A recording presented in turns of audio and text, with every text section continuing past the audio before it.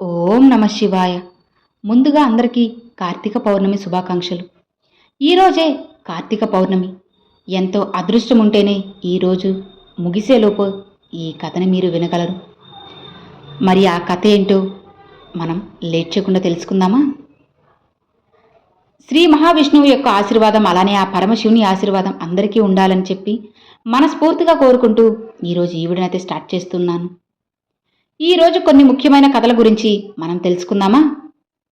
ఈ కార్తీక పౌర్ణమి రోజున ఈ కథ మీరు విన్నారు అంటే మీ జీవితమే మారిపోతుంది. ఈ రోజున విష్ణు దేవాలయంలో కానీ, ఆ పరమశివుని దేవాలయంలో కానీ దీపం వెలిగించినా, తెలిసి దీపం వెలిగించినా, తెలియక వెలిగించినా సరే ఏ విధమైన ఫలితం కలుగుతుందో కార్తీక పౌర్ణమి గురించి ఒక చక్కని కథను మనం తెలుసుకుందాం. వశిష్ఠ మహాముని జనక మహారాజుకు ఇలా వివరిస్తారు. రాజా, కార్తీక మాసంలో కార్తీక పౌర్ణమి నాడు హరినామ సంకీర్తనలు చేయుట, వినుట, శివకేశవుల వద్ద దీపారాధన చేయుట, పురాణాన్ని చదువుట లేదంటే వినుట ఎంతో పుణ్యం. ఒకవేళ ఈ రోజున సాయంత్రం దేవతా దర్శనం చేయలేని వారు కాళస్తోత్రం అనేటువంటి నరకంలో పడి కొట్టుమిట్టాడుతారు. కార్తీక శుద్ధ ద్వాదశి రోజున మనసారా శ్రీహరిని పూజించిన వారికి అక్షయ పుణ్యం కలుగుతుంది. అలానే ఈ కార్తీక పౌర్ణమి రోజున కూడా అలానే పుణ్యం కలుగుతుంది. ఈ మాసంలో కనీసం ఇప్పటి వరకు ఎలాంటి పూజ చేయలేని వాళ్ళు, ధూపదీప నైవేద్యాలు కూడా సమర్పించలేని వాళ్ళు కార్తీక శుద్ధ త్రయోదశి నాడు కానీ, చతుర్దశి కానీ, లేదా ఈ కార్తీక పౌర్ణమి రోజులైనా సరే నిష్ఠతో పూజ చేసి ఆవు నేతితో దీపాన్ని వెలిగించాలి. కనీసం ఈ రోజున ఆవు పాలు పితికినంతసేపు మాత్రం చేతనైన దీపం ఉంచిన ఎడల మరు జన్మలో మంచి జన్మ పొందుతారు. దీపాన్ని ఎగదోసి వృద్ధి చేసిన ఎడల, లేదంటే ఆరిపోయినటువంటి దీపాన్ని తిరిగి మరలా వెలిగించిన వారైనా సరే సమస్త పాపాల నుండి బయటపడతారు. అందుకు ఒక కథ ఉంది, దాని గురించి వినమంటూ వశిష్ఠుల వారు ఒక చక్కని కథ గురించి చెబుతారు. పూర్వం సరస్వతీ నదీ తీరమున శిథిలమై ఉన్నటువంటి ఒక దేవాలయం ఉంది. అక్కడ కర్మనిష్ఠుడు అనేటువంటి ఒక దయార్థ హృదయుడు అయిన ఒక యోగి పొంగవడు ఆ యొక్క దేవాలయం వద్దకు వచ్చి కార్తీక మాసం అంతా అక్కడే గడిపి పురాణ పఠనం చేస్తూ చక్కగా ఆ పాడుబడి ఉన్న దేవాలయాన్ని శుభ్రంగా ఊడ్చి నీటితో కడిగి చక్కగా బొట్లు పెట్టి పక్క గ్రామానికి వెళ్ళి ప్రమిదలు తెచ్చి దూదితో ఒత్తులు చేసి 12 దీపాలు ఉంచి స్వామివారిని పూజిస్తూ నిష్ఠతో పురాణం చదువుకుంటూ ఉండేవారు. ఇక ఈ విధంగా కార్తీక మాసం ప్రారంభం నుండి ప్రతిరోజు కూడా ఇలానే చేస్తూ ఉండేవారు. ఒక రోజున కార్తీక పౌర్ణమి నాడు ఒక మూషికము ఆ దేవాలయంలోకి ప్రవేశించి నలుమూలలు వెతికి తినడానికి దానికి ఏమీ దొరకనందున అక్కడ ఆరిపోయి ఉన్న ఒక ఒత్తిని చూసి అదేమైనా తినేదేమో అని చెప్పి అనుకొని దాని నోట కరుచుకొని పక్కనున్న ఒక దీపం ఒత్తి వద్ద ఆగుతుంది. ఆ విధంగా ఆ యొక్క మూషికం నోట కరిచి ఉన్నటువంటి ఆ ఒత్తి చివరకు అగ్ని అంటుకొని ఆరిపోయినటువంటి ఆ ఒత్తి కూడా వెలిగి వెలుతురు వస్తుంది. అది కార్తీక మాసం అవ్వడం వలన, అందులోనూ విశేషించి కార్తీక పౌర్ణమి అవ్వడం వల్ల శివాలయంలో ఆరిపోయిన ఒత్తి ఈ ఎలుక వలన ఎలగడం, దానివల్ల దాని పాపాలన్నీ హరించిపోయి అది గొప్ప పుణ్యం పొందింది. వెంటనే దాని రూపం మారి అది మానవ రూపంలో నిలబడుతుంది. ఇక ధ్యాన నిష్ఠలో ఉన్నటువంటి ఆ యోగి పుంగవుడు తన కళ్ళు తెరిచి చూడగానే పక్కనే ఉన్న మానవుడు నిలబడి ఉండడం గమనించి, అసలు నీవు ఎవరు, ఎందుకు ఇలా నా ముందు ఉన్నావు అని ప్రశ్నిస్తాడు. అప్పుడు ఆ మానవుడు, అయ్యా, నేను ఒక మూషికాన్ని. రాత్రి నేను ఆహారం కోసం వెతుక్కుంటూ దేవాలయంలోకి ప్రవేశించి ఇక్కడ నాకు ఏమీ దొరకనందున నెయ్యి వాసనలతో ఉన్న ఆరిపోయినటువంటి ఆ ఒత్తి ఏదో తినేది అనుకొని భావించి దాన్ని నోట కరుచుకొని పక్కన ఉన్న దీపం చెంత నిలబడ్డాను. అలా నిలబడి ఉండగా నా అదృష్టం కొద్దీ ఆ ఒత్తి వెలగడం వల్ల నేను చేసిన పాపాలన్నీ తొలగిపోయి నా పూర్వజన్మ నేను ఎత్తాను. కాబట్టి ఓ మహానుభావా, నేను అసలు ఎందుకు ఈ మూషిక జన్మ ఎత్తవలసి వచ్చిందో, దానికి గల కారణం ఏంటో మీకు తెలిస్తే చెప్పండి అంటూ ఆ మానవుడు కోరుకుంటాడు. అప్పుడు ఆ యొక్క యోగీశ్వరుడు ఎంతో ఆశ్చర్యపడి తన యొక్క దివ్య దృష్టితో సర్వము తెలుసుకొని, ఓయి, నువ్వు కిందటి జన్మలో బ్రాహ్మణుడువు, నిన్ను బాహలీకుడు అనేటువంటి పేరుతో పిలిచేవారు. నీవు జైన మత వంశానికి చెందినవాడువు. నీ కుటుంబాన్ని పోషించేందుకై వ్యవసాయం చేసుకుంటూ తనాశపరుడువై దైవ పూజలు నిత్య కర్మలు మర్చిపోయి నీచుల సహవాసం వలన నిషిద్ధానం తింటూ మంచివారిని యోగ్యులను నిందిస్తూ పరుల చెంత స్వార్థచింత కలవాడివై ఆడపిల్లలను అమ్మేటువంటి వృత్తి చేస్తూ దానివల్ల సంపాదించిన ధనాన్ని కూడబెడుతూ సమస్త తినుబండారాలను కడు చౌకగా కనుక్కొని తిరిగి మరలా వాటిని ఎక్కువ ధరకు అమ్ముకుంటూ ఇలా సంపాదించిన ధనంతో నువ్వు అనుభవించకుండా ఇతరులకు ఇవ్వకుండా ఆ ధనాన్ని భూస్థాపితం చేసి పిసినారివై జీవించేవాడివి. దాని తరువాత మరణించాక నువ్వు ఎలుక జన్మ ఎత్తి వెనుకటి జన్మ పాపాలన్నీ అనుభవిస్తున్నావు. ఇక నేడు భగవంతుడి దగ్గర ఆరిపోయిన దీపాన్ని వెలిగించినందున, అందులోనూ విశేషమైన కార్తీక పౌర్ణమి కావడం వల్ల నీవు నీ పుణ్యాన్ని మూటకట్టుకున్నావు. దానివల్ల నీకు మరలా తిరిగి పూర్వజన్మ ప్రాప్తించింది.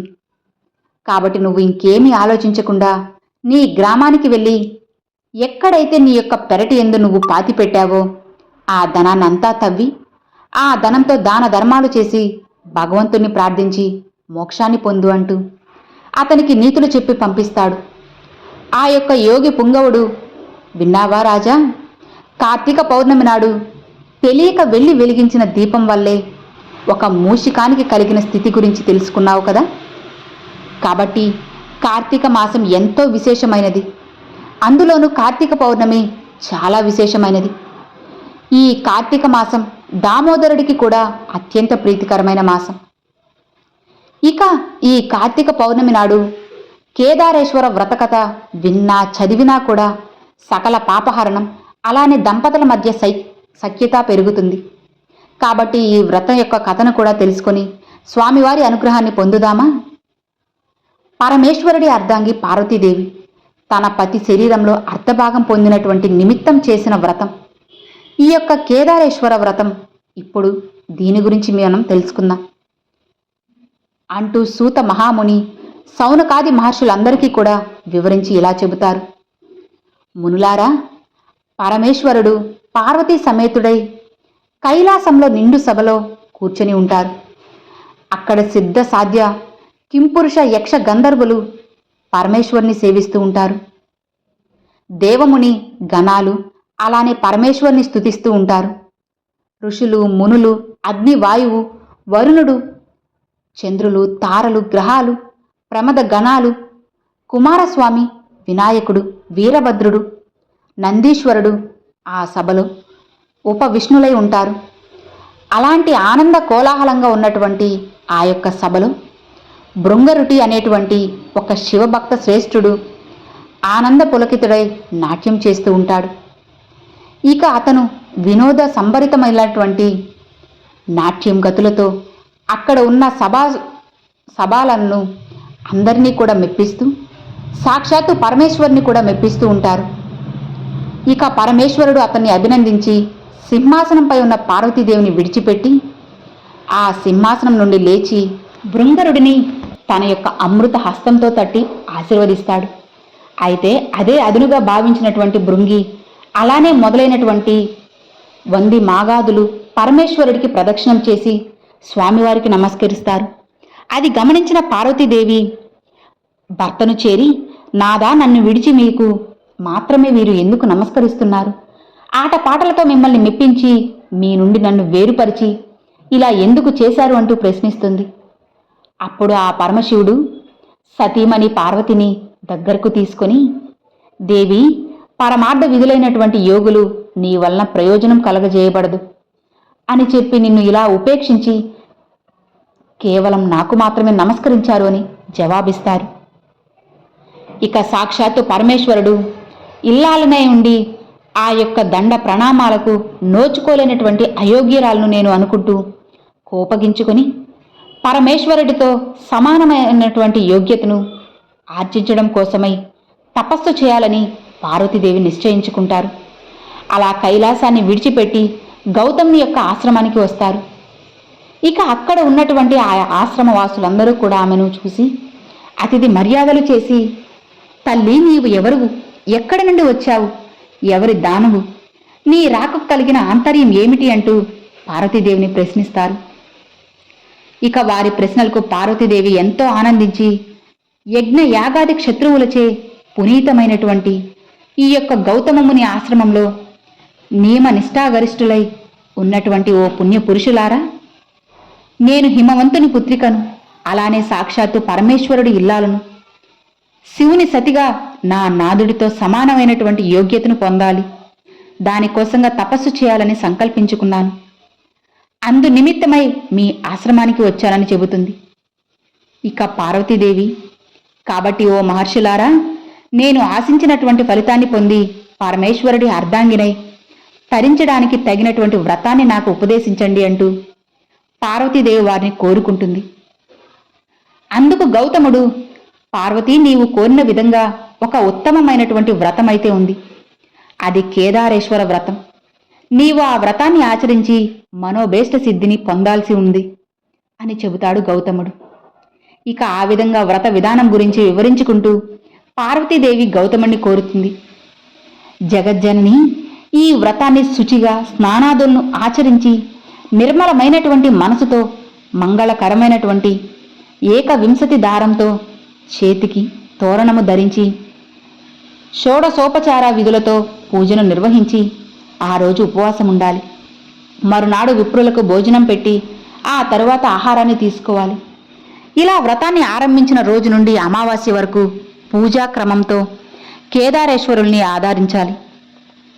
ఇంకా ధాన్య రాశిని పోసి అందులో పూర్ణ కుంభాన్ని ఉంచి 21 పర్యాయములు సూత్రమును చుట్టి పట్టు వస్త్రంతో దాన్ని కప్పి ఉంచి నవరత్నాలతో కానీ సువర్ణంతో కానీ ఉంచి గంధ పుష్పాక్షతాలతో పూజించాలి దేవి.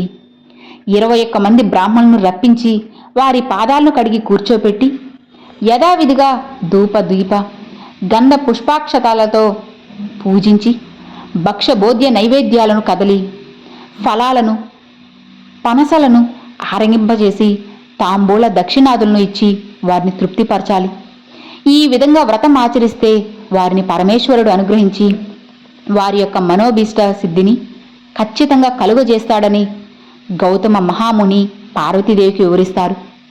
అలా గౌతమ మహర్షి చెప్పినటువంటి విధి విధానాలను అనుసరించి పార్వతీదేవి కేదారేశ్వర వ్రతాన్ని నిష్ఠగా భక్తితో చేస్తుంది. ఇక పరమేశ్వరుడు ఎంతో సంతోషించి ఆమె అభిష్టానుసారంగా తన యొక్క మేనులో సగభాగాన్ని పార్వతీదేవికి అనుగ్రహిస్తారు. అప్పుడు జగదాంబ ఎంతో సంతోషించి భర్తతో నిజ నివాసమైనటువంటి కైలాసానికి చేరుకుంటుంది.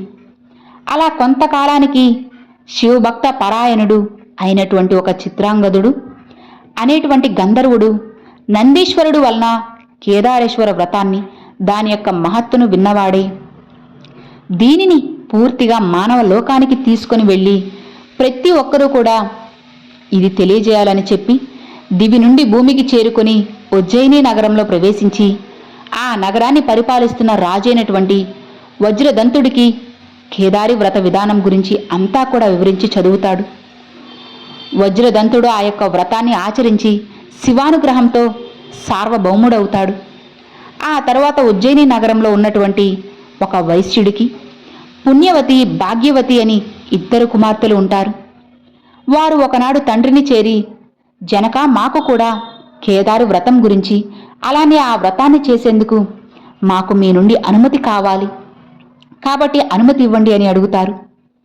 అందుకు ఆ తండ్రి, ఓ బిడ్డలారా, నేను దరిద్రుడను, మీకు వ్రతం చేసేందుకు కావలసినటువంటి సామాగ్రిని అన్నీ కూడా సమకూర్చపెట్టేటువంటి వాడినైతే నేను అస్సలు కాను, మీరు ఆ ఆలోచనను మానుకోండి అని చెబుతారు. అందుకు ఆ వైశ్య పుత్రికలు, చూడండి నాన్నగారు, మీ ఆజ్ఞయే మాకు ధనం, కాబట్టి మీరు అనుమతిని ఇవ్వవలసింది అని కోరుకుంటారు. ఇక వారిద్దరూ కలిసి ఒక వటవృక్షం కింద కూర్చొని తోరణం కట్టి పూజను భక్తితో చేసుకుంటారు. పరమేశ్వరుడు వారికి పూజా సామాగ్రిని అనుగ్రహిస్తాడు. ఇక వారు కల్పోక్తంగా ఆ వ్రతాన్ని ఆచరిస్తారు. ఇక పరమేశ్వరుడు సాక్షాత్కరించి వారికి చక్కగా ఐశ్వర్యాలను, సుందర రూపాలను ప్రసాదించి అంతర్ధానమవుతాడు. ఆ వైశ్య పుత్రికలకు యుక్త వయసు వస్తుంది. సౌందర్య సోయగం కలిగినటువంటి ఆ యొక్క వైశ్య పుత్రికల్లో పెద్దామ పుణ్యవతిని ఉజ్జయిని నగర మహారాజు చిన్నామ భాగ్యవతిని చోళ భూపాలుడు వివాహం చేసుకుంటారు. వారి తండ్రి అయినటువంటి వైశ్యుడు ధనధాన్య సమృద్ధితో రాజభోగాలతో పుత్రులను పొంది సుఖంగా జీవిస్తారు. అలా కొంతకాలానికి చిన్న కుమార్తె భాగ్యవతి ఐశ్వర్య మదోన్మతురాలై కేదార వ్రతాన్ని మర్చిపోతుంది. అందువల్ల ఆమెకు ఈశ్వరానుగ్రహం కోల్పోతుంది. ఆమె భర్త ఆగ్రహానికి గురవుతుంది. ఇక ఆమె భర్త ఆమెను కుమారుణ్ణి రాజ్యం నుండి వెళ్ళగొట్టేస్తారు. ఇక ఆమె పడరాని పాట్లు పడుతూ ఒక బోయవాణి ఇంట ఆశ్రయం పొందుతుంది. ఒకనాడు ఆమె తన కుమారుని చెంతకు పిలిచి, నాయనా, నీ పెద్ద తల్లి ఉజ్జయినీపురం మహారాణి, ఆమె వద్దకు వెళ్ళి మనం ఉన్నటువంటి పరిస్థితిని గురించి ఆమెకు వివరించి చెబుదాం, ఆమెను సహాయం ఆర్జించి తీసుకొనిరా అంటూ ఆ పిల్లవాడికి చెప్పి పంపిస్తుంది. ఇక అతను ఉజ్జయినికి వెళ్ళి తమ దుస్థితి అంతా కూడా వివరించి చెబుతాడు. ఇక ఆమె కొంత ధనమిచ్చి కుమారుణ్ణి సాగనంపుతుంది. అతను తిరిగి వస్తూ ఉండగా మార్గ మధ్యంలో పరమేశ్వరుడు ఒక చోరుడి రూపంలో అతన్ని అడ్డగించి అతని వద్ద ఉన్న ధనాన్ని కొల్లగొడతాడు. ఇక అతను జరిగిన దానికి ఎంతో విచారించి మరలా పెద్ద తల్లి వద్దకు వెళ్ళి జరిగిన సంగతి అంతా వివరించారు. ఆమె మరలా కొంత ధనాన్ని ఇచ్చి పంపుతుంది. ఇక ఆ తర్వాత కూడా మరలా ఆ పిల్లవాడు మార్గ మధ్యలో వస్తూ ఉంటే చోర రూపుడైనటువంటి పరమేశ్వరుడు ఆ సొమ్మును తీసుకువెళ్ళిపోతాడు. మరలా అతను పెద్ద తల్లి వద్దకు బయలుదేరగా అంతర్వాహిని నుండి పరమేశ్వరుడు ఆ విధంగా పలుకుతాడు, ఓయి, నీవు ఎన్నిసార్లు నీ పెద్ద తల్లిని సొమ్ము అడిగి సొమ్ము తీసుకొచ్చినప్పటికీ నీ తల్లి కేదార వ్రతాన్ని మానివేసింది. ఆ కారణంగా నీకు ఈ సొమ్ము ఎట్టి పరిస్థితుల్లో కూడా మీకు అస్సలు దక్కనివ్వనంటూ హెచ్చరిస్తాడు. ఇక ఆ మాటలు విన్నటువంటి ఆ పిల్లవాడు తిన్నగా పెద్ద తల్లి వద్దకు వెళ్ళి తాను విన్నటువంటి మాటలన్నీ కూడా తన పెద్ద తల్లికి చెబుతాడు. అప్పుడు ఆమె బాగా ఆలోచించి అతని చేత కేదార వ్రతం చేయించి డబ్బు ఇచ్చి పంపిస్తుంది. తల్లితో కేదార వ్రతం చేయవలసిందిగా చెప్పమని చెబుతుంది. అతను ఆ ప్రకారంగా తల్లి వద్దకు వెళ్ళి పెద్ద తల్లి ఇచ్చినటువంటి సొమ్ముని తల్లికి ఇచ్చి కేదార వ్రతం చేయవలసి ఉంది అంటూ పెద్దమ్మ చెప్పనటువంటి మాటలను గుర్తు చేస్తాడు. ఇక భాగ్యవతి తన తప్పును తెలుసుకొని పరమేశ్వరుని మన్నించమంటూ వేడుకుంటారు. ఇక భక్తితో కేదార వ్రతాన్ని చేస్తుంది. ఆమె భర్త మంది మార్బలంతో వచ్చి ఆమెను కుమారుణ్ణి రాజ్యానికి తీసుకుని వెళ్తారు. ఇక భాగ్యవతి ఎప్పుడూ కూడా పరమేశ్వరుని కేదార వ్రతాన్ని మర్చిపోకుండా ప్రతి సంవత్సరం కూడా కేదార వ్రతం చేస్తూ శివానుగ్రహాన్ని పొంది సుఖశాంతులతో సౌభాగ్య సంపదలతో జీవించింది. కాబట్టి విన్నారు కదండి, కేదార వ్రతాన్ని ఎవరైతే భక్తి శ్రద్ధలతో వింటారో వారికి ఉన్నటువంటి సకల పాపాలన్నీ కూడా హరించుకుపోయి పరమేశ్వరుని యొక్క అనుగ్రహంతో పాటు పార్వతీదేవి యొక్క అనుగ్రహం కూడా కలుగుతుంది. సో విన్నారు కదా, ఈ వీడియో మీ అందరికి నచ్చినట్లయితే ఒక చిన్న లైక్ చేయండి, మీ ఫ్రెండ్స్ అండ్ ఫ్యామిలీస్కి షేర్ చేయండి. ఫస్ట్గా మన ఛానల్ చూసేవాళ్ళు సబ్స్క్రైబ్ చేసి సపోర్ట్ చేయండి ఫ్రెండ్స్. Thanks for watching. ఓం నమ శివాయ. శివాయ నమః.